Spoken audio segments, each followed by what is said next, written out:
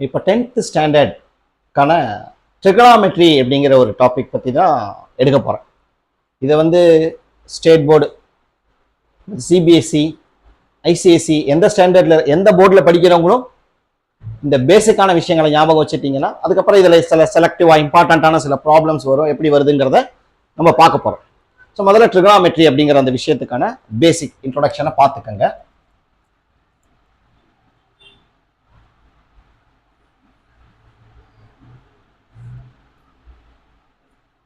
இதுதான் எடுக்க போற டாபிக். முதல்ல ஒரு ரைட் ஆங்கிள் ட்ரையாங்கிள் கன்சிடர் பண்ணிக்கங்க.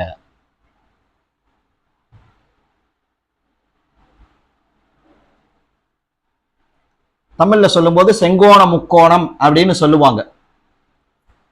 ரைட் ஆங்கிள் ட்ரையாங்கிள் அப்படின்னு பேரு.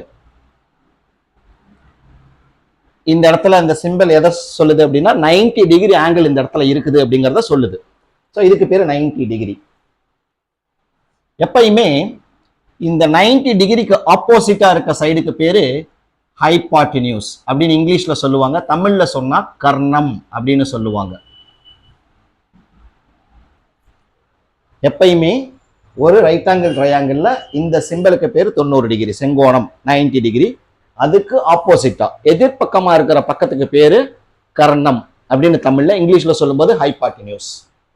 அடுத்தது நான் இங்கே ஒரு ஆங்கிள் எடுத்துக்கிறேன். ஸோ அந்த ஆங்கிளுக்கு பேரு தீட்டா. இது ஒரு குறுங்கோணம். ஏன்னா இது ஒண்ணுமே 90 டிகிரி வந்துருச்சு.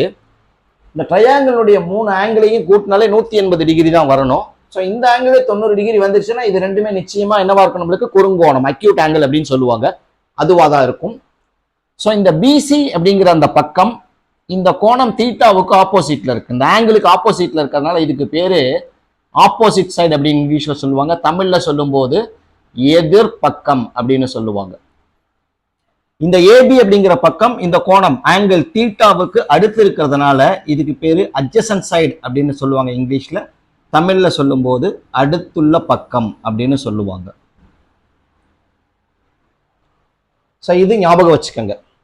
இப்போ இந்த தீட்டா, இந்த கோணத்துக்கான ட்ரிகனாமெட்ரி ரேஷியோஸ் எழுத போறேன். அதுல முதல் ரேஷியோக்கு பேரு சைன் தீட்டா அப்படின்னு பேரு. இந்த தீட்டா அப்படிங்கிற ஆங்கிளுடைய சைன் ரேஷியோ, விகிதம் அப்படின்னு சொல்றது அப்படின்னா ஃபார்முலா என்ன அப்படின்னா எதிர்பக்கம் பை கர்ணம் தமிழ்ல சொல்லுவாங்க. இங்கிலீஷ்ல சொல்லும்போது opposite side by hypotenuse side. So opposite side அப்படிங்கிறது என்ன வரும் எனக்கு, பிசி. ஹைபாட்டினியூஸ் சைடு அப்படிங்கிறது என்ன வரும் எனக்கு, ஏசி. இந்த பக்கத்துல அது இருக்குது. அடுத்தது இந்த ரேஷியோனுடைய காஸ், இந்த காஸ் தீட்டா கண்டுபிடிக்க போறோம். இந்த கோணத்தினுடைய காஸ் தீட்டா, காஸ் ரேஷியோ கண்டுபிடிக்க போறோம். அதனுடைய ஃபார்முலா அடுத்துள்ள பக்கம் பை கர்ணம், அட்ஜசன்ட் சைட் பை ஹைபாட்டினியூஸ் அப்படின்னு சொல்லுவாங்க. அடுத்துள்ள பக்கம் பை கர்ணம். அடுத்துள்ள பக்கம் அப்படிங்கிறது ஏபி, கர்ணம் அப்படிங்கிறது ஏசி. அடுத்தது இந்த ரேஷியோனுடைய, இந்த தீட்டா அப்படிங்கிற கோணத்தினுடைய டான் ரேஷியோ பார்க்க போறோம். அதுக்கு பேர் டான் தீட்டா அப்படின்னு பேரு. இதுக்கு பேரு opposite side by hypotenuse side, அதாவது எதிர்பக்கம் பை அடுத்துள்ள பக்கம். எதிர்பக்கம் அப்படிங்கிறது பிசி, அடுத்துள்ள பக்கம் அப்படிங்கிறது ஏபி. இது மூணுமே இந்த தீட்டாவினுடைய டைரக்ட் ரேஷியோஸ் அப்படின்னு சொல்லுவாங்க. இது எல்லாமே அந்த ஆங்கிள் தீட்டாவினுடைய டைரக்ட் ரேஷியோஸ். இதுக்கு அடுத்தது ஒன்னொன்னுக்கு இதனுடைய ரெசிப்ரோக்கல், தலைகீழியா இருக்கக்கூடிய ரேஷியோஸ் பார்க்க போறோம்.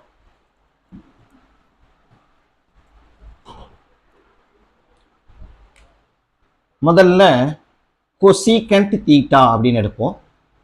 கொசீகண்ட் தீட்டா அப்படிங்கிறது எதனுடைய தலைகீழ்னா சைன், சைன் ரேஷியோனுடைய ரெசிப்ரோக்கல். அதனால அதை 1/sin தீட்டா அப்படின்னு சொல்லுவோம். அடுத்தது சீக்கண்ட் தீட்டா அப்படின்னு சொல்லுவாங்க, சீக் தீட்டா அப்படின்னு சொல்லுவாங்க. இது காசினுடைய ரெசிப்ரோக்கல், காசினுடைய தலைகீழ். அதனால இதை 1/cos தீட்டா அப்படின்னு எழுதிக்கலாம். அடுத்தது காட் தீட்டா அப்படின்னு சொல்லுவாங்க. இது டான் தீட்டாவுடைய தலைகீழி. So 1/tan theta.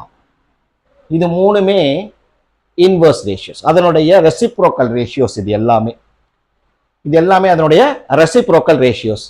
அப்ப முதல்ல சொன்ன 3, அப்புறம் இப்ப சொல்லியிருக்க 3, இது எல்லாமே இந்த ட்ரையாங்கிள் கொடுத்திருக்கும் போது நம்ம அந்த கோணத்தினுடைய அந்த ஆங்கிளுடைய ரேஷியோஸ் கேட்டாங்கன்னா இந்த ஃபார்முலாவை யூஸ் பண்ணி கண்டுபிடிச்சுக்கணும். இப்ப கொசீக்கன் தீட்டா கேட்கறாங்க அப்படின்னா சைனுடைய தலைகீழின்னு சொன்னோம்.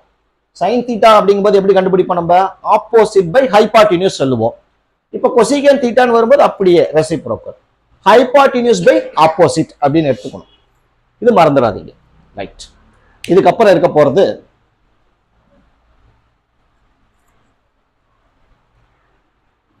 ஐடென்டிட்டிஸ்.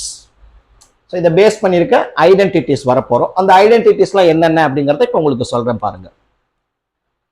இது எல்லாமே அப்படிதான். For all real values of theta, தீட்டாவுடைய எல்லா மெய் மதிப்புகளுக்கும் sin square theta plus cos square theta equal to 1. அதாவது இந்த ட்ரிகனாமெட்ரியை பொறுத்த வரைக்கும் sin theta the whole square அப்படிங்கறத எப்படி எழுதுவாங்க அப்படின்னா sin ஸ்கொயர் தீட்டா, இந்த பவரை இந்த இடத்துல தான் எழுதுவாங்க. அது ஒரு ரூல், அதனால அப்படி எழுதிக்கிறோம். அது இப்படி ஃபாலோ பண்றாங்க, நம்மளும் அதே ஃபாலோ பண்றோம். So sin square theta plus cos square theta equal to 1. இது தீட்டாவுடைய எல்லா வேல்யூஸுக்குமே உண்மை. இது ஒரு ஐடென்டிட்டி. சம் போடும்போது இந்த ஐடென்டிட்டியை நிறைய இடத்துல யூஸ் பண்ணுவோம். எந்த இடத்துல எல்லாம் தேவைப்படுதோ அங்க யூஸ் பண்ணுவோம். இதுல இருந்து என்னென்ன கண்டுபிடிக்கலாம் அப்படின்னு பாருங்க. சப் ரிசல்ட்டா sin ஸ்கொயர் தீட்டா மட்டும் வேணும் அப்படின்னு நினைச்சோம்னா இதுல 1, இந்த பிளஸ் காஸ் ஸ்கொயர் தீட்டா வந்த பக்கம் கொண்டு போய்க்கிங்க, மைனஸ் காஸ் ஸ்கொயர் தீட்டா அப்படின்னு வந்துடும். ஸோ ஒரு இடத்துல எனக்கு அந்த sin ஸ்கொயர் தீட்டாவுக்கு பதிலாக இப்படி எழுதுறதுக்கு தேவைப்படும். அப்போ 1 மைனஸ் காஸ் ஸ்கொயர் தீட்டா அப்படின்னு நான் எழுதலாம். இது கணக்கை பொறுத்து மாறும். அடுத்தது இதே மாதிரியே இதுல இருந்து காஸ் ஸ்கொயர் தீட்டாவோட வேல்யூ வேணும். அப்போ இதை 1 மைனஸ் sin ஸ்கொயர் தீட்டான்னு எழுதலாம். எப்படின்னா எனக்கு sin ஸ்கொயர் தீட்டாவை இன் டேர்ம்ஸ் ஆஃப் காசா எழுதும் போது இப்படி மாற்றணும், காஸ் ஸ்கொயர் தீட்டாவை இன் டேர்ம்ஸ் ஆஃப் சைனா மாற்றும் போது இப்படி மாற்றணும். இதுல இருந்து இன்னொரு ரிசல்ட் சொல்லுவாங்க. வெறும் sin தீட்டா மட்டும் தேவை அப்படின்னா அதை தேவைப்படும் போது நான் அப்படி எழுதிக்கலாம், root of 1 minus cos square தீட்டான்னு எழுதலாம். அதே மாதிரி காஸ் தீட்டா மட்டும் இருக்குது அப்படின்னா அதை நான் என்ன எழுதிக்கலாம், root of 1 minus sin square theta அப்படின்னு எழுதிக்கலாம். ஸோ ட்ரிகனாமெட்ரி பேசிக் ஐடென்டிட்டிஸ்ல இது ஒரு ஐடென்டிட்டி. இதுக்கு அடுத்தது நம்ம அடுத்த ஐடென்டிட்டி பார்க்க போறோம்.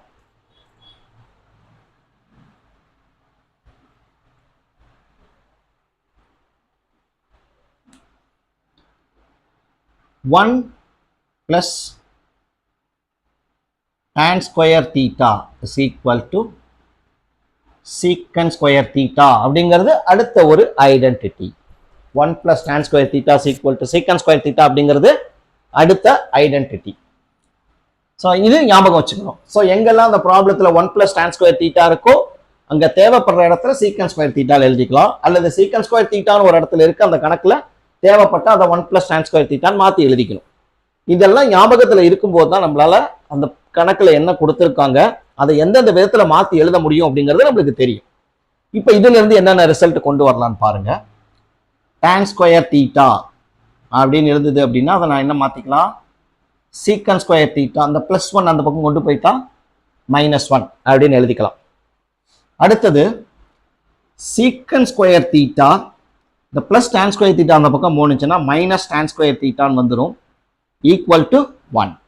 ஸோ இதுவும் ஒரு ரிசல்ட்டாக நமக்கு பயன்படக்கூடிய ஒரு விஷயமா இருக்கும். இதையும் பார்த்துக்கோங்க. இது ரெண்டாவது ஐடென்டிட்டி. அடுத்த ஐடென்டிட்டி இதில் உங்களுக்கு 10th ஸ்டாண்டர்டை பொறுத்த வரைக்கும் ஃபார்முலா ரொம்ப கம்மி. 3 ஐடென்டிட்டிஸ் இருக்கும், அப்புறம் காம்ப்ளிமெண்ட்ரி ஆங்கிள்ஸ் பற்றி ஃபார்முலா இருக்கும். அவ்வளோதான், பெருசாக ஒன்றும் அதிகமாக இருக்காது உங்களுக்கு. அதனால் நீங்கள் ஞாபகம் வச்சுக்கிறதுக்கு சரியாக இருக்கும். கணக்கு ஒர்க் பண்ணும்போது உங்களுக்கு எப்படிலாம் ஈஸியாக ஞாபகம் வச்சுக்கிறது அப்படிங்கிற ஐடியாஸ் நான் உங்களுக்கு கண்டிப்பாக கொடுத்துருவேன். ஆனால் இந்த ஃபார்முலாவை நீங்கள் மனப்பாடம் பண்ணிக்கங்க. அடுத்து பார்க்க போகிற ஐடென்டிட்டி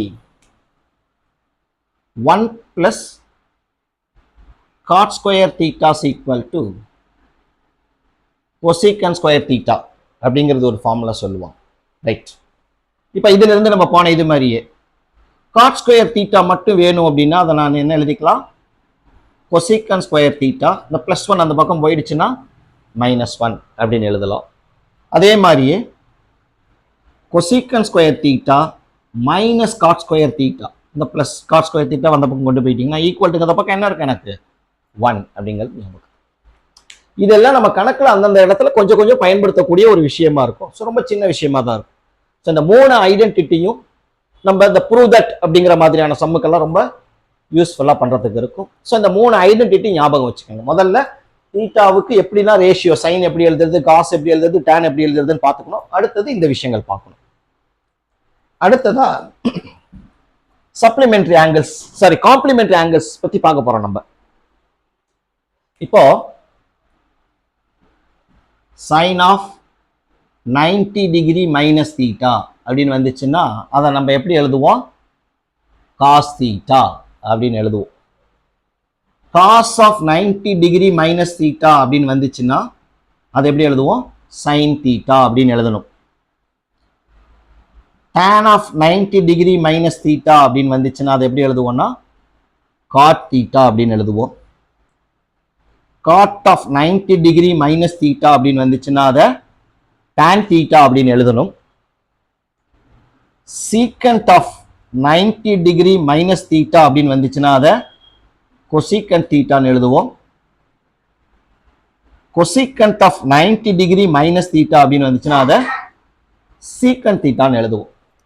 ஏன் இப்படி மாத்தி எழுதுறோம் அப்படிங்கிறதுக்கு ரொம்ப சிம்பிளான ஒரு ஐடியா சொல்றேன். இப்போ இந்த ட்ரையாங்கிள் எடுத்துக்கங்க. நான் அந்த ட்ரையாங்கிளே அப்படியே உங்களுக்கு இங்க போட்டு காட்டுறேன்.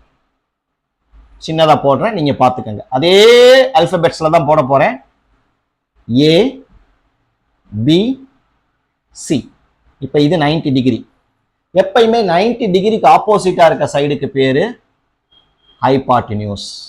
இந்த ஆங்கிள் தீட்டா அப்படின்னு எடுத்துக்கிறேன். ஒரு ட்ரையாங்கிள் முக்கோணத்தினுடைய 3 கோணத்தையும் கூட்டினா 180 degree. Sum of all the 3 angles of a triangle is 180 degree. எனக்கு ஏற்கனவே இந்த ஆங்கிள் 90 வந்துருச்சு, இந்த ஆங்கிள் தீட்டா வந்துருச்சு.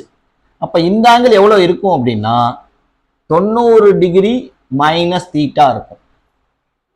இப்ப நான் எந்த கோணத்துக்கு எந்த ஆங்கிளுக்கான ரேஷியோ கண்டுபிடிக்க போறேன் அப்படின்னா 90 டிகிரி மைனஸ் தீட்டா அப்படிங்கிறதுக்கான ரேஷியோ கண்டுபிடிக்க போறேன். அப்ப எனக்கு ஹைபாட்டினியூஸ் மாறாது. ஏன்னா எப்பயுமே ரைட் ஆங்கிளுக்கு ஆப்போசிட்டா இருக்க சைடு ஹைபாட்டினியூஸ். ஆனா நான் இப்ப ரேஷியோ எதுக்கு எழுத போறேன், தீட்டாவுக்கு இல்ல, 90 டிகிரி மைனஸ் தீட்டாக்கு எழுத போறேன். அப்ப இது என்னவா ஆகும் எனக்கு அப்படின்னா ஆப்போசிட் சைடா மாறும். ஏன்னா தீட்டா இந்த 90 டிகிரி மைனஸ் தீட்டாக்கு இந்த சைடு ஆப்போசிட். இது 90 டிகிரி மைனஸ் தீட்டாவுக்கு அட்ஜசன்டா இருக்கனால இதுக்கு பேரு அட்ஜசன்ட். இப்ப பாருங்க, நான் sine of 90 degree minus theta அப்படின்னு எழுத போறேன். ஸோ இந்த 90 டிகிரி மைனஸ் தீட்டாக்கு சைன் ரேஷியோ ஃபார்முலா என்ன, ஆப்போசிட் பை ஹைபாட்டினியூஸ்.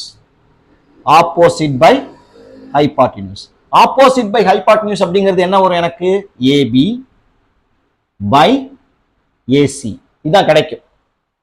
இப்ப இந்த தீட்டா அப்படிங்கிற ஆங்கிளுக்கு நான் காஸ் தீட்டா கண்டுபிடிச்சு காட்டுறேன் பாருங்க. அட்ஜசன்ட் பை ஹைபாட்டினியூஸ் கிடைக்கும். அட்ஜசன்ட் அப்படிங்கிறது ஏபி, ஹைபாட்டினியூஸ்ங்கிறது ஏசி. இது காஸ் தீட்டா. இப்ப பாருங்க, சைன் ஆஃப் 90 டிகிரி மைனஸ் தீட்டாவுடைய ரேஷியோ ஏபி பை ஏசி கிடைக்குது. காஸ் தீட்டாவுடைய தீட்டாவுக்கான ஆங்கிள் ஏபி பை ஏசி கிடைக்குது. அதனாலதான் இந்த சைன் ஆஃப் 90 டிகிரி மைனஸ் தீட்டாங்கிறது எதுக்கு சமமா இருக்கும், நம்மளுக்கு காஸ் தீட்டா அப்படிங்கிறதுக்கு ஈக்குவலா இருக்கும் அப்படிங்கிற இந்த ஐடென்டிட்டி எழுது. ஸோ முன்னாடி எழுதி போட்ட அந்த 3 ஐடென்டிட்டி. ஸோ அப்புறம் இந்த 90 டிகிரி மைனஸ் தீட்டா அப்படிங்கிறதுக்கான இந்த சப்ளிமெண்ட்ரிக்கான காம்ப்ளிமெண்டரி ஆங்கிள்ஸ் அப்படிங்கிறதுக்கான ஒரு விஷயங்களை நீங்க பார்த்துட்டீங்க அப்படின்னா ட்ரிகனாமெட்ரியில எல்லாமே முடிஞ்சு. இன்னும் ஒரே ஒரு வேல்யூஸ் மட்டும்தான் இருக்கும், டேபிள் வேல்யூஸ். ஒவ்வொரு ஆங்கிளுக்கும் என்னென்ன வேல்யூ இருக்கும் அப்படிங்கிறத கண்டுபிடிக்கிறது மட்டும்தான் நமக்கான விஷயங்களா இருக்கும். மற்றபடி இது எல்லாமே நீங்க ஞாபகம் வச்சுக்க வேண்டிய விஷயங்களா உங்களுக்கு இருக்கும். அடுத்தது இந்த டேபிள் வேல்யூ நம்ம எழுத போறோம். அதை